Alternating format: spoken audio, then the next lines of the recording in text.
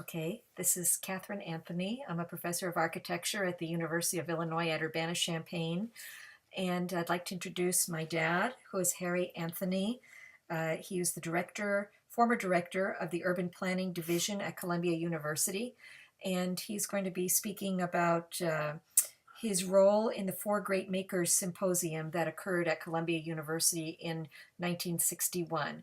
And this is to be donated to the archives at Columbia University for future researchers to hear about his experiences. Okay, so we'll start with some questions for you. This is part one, and we'll do each in separate segments. Okay, so Dad, when did you teach at Columbia, and during what period were you the director of the Urban Planning Division?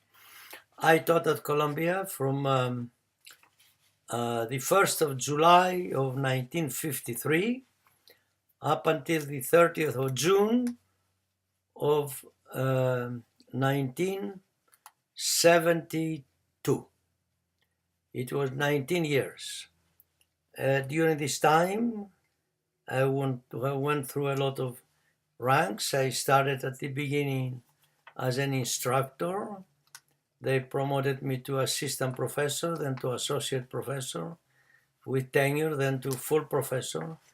And I was, for 3 years, an acting director,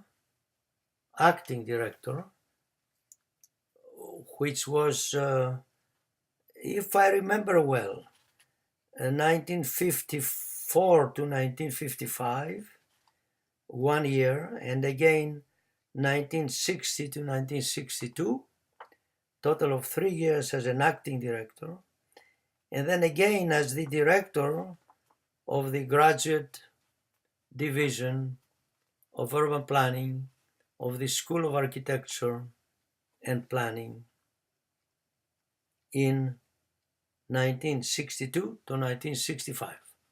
So a total of 6 years I was administrative, the top man in the entire urban planning program. What other question?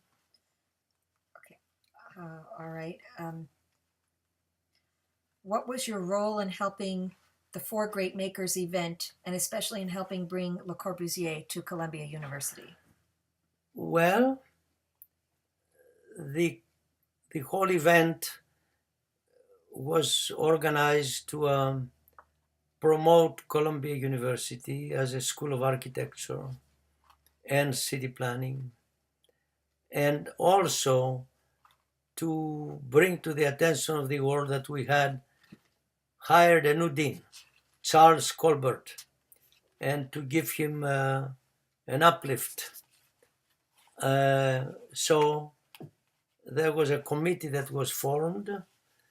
The head of the committee was Professor James Marston Fitch, who was a professor of history, who took over after our old Talbot Hamlin retired as a professor of history. And then there were other members, including naturally Colbert, who was our general director. My role was to participate at the meetings of that committee when it was formed, because I was the only one who had worked directly in Le Corbusier's office at Columbia at the time, and I knew the man personally, and I knew how he felt about America and generally how his habits were in answering letters and so on. So I gave them what I thought would have been his reactions to what the committee intended to do. And this was my main contribution. When eventually he came, I had a much more important role, again as a member of the committee, First, I participated in one of the, what we called at the time, cycles, which was different events, by delivering a paper there, which was very, very well received to an audience that had about 800 people. And then, being one of his two translators, at the time he was getting his honorary degree, that was an evening affair at Columbia. Columbia had assigned a young instructor from the French department to do his translating.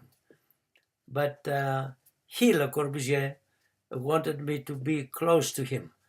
And when he learned that some 3,000 students were waiting outside the Law Memorial Library, the place, the very imposing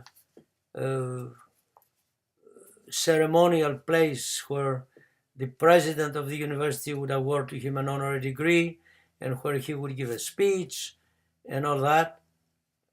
When he learned that there were some thousands of students waiting outside whom they could not bring inside because there was no room, towards the end of his event inside the, they call it library, but it was just a major assembly hall, he asked me to go with him and to go out with him and in fact to hold his hat.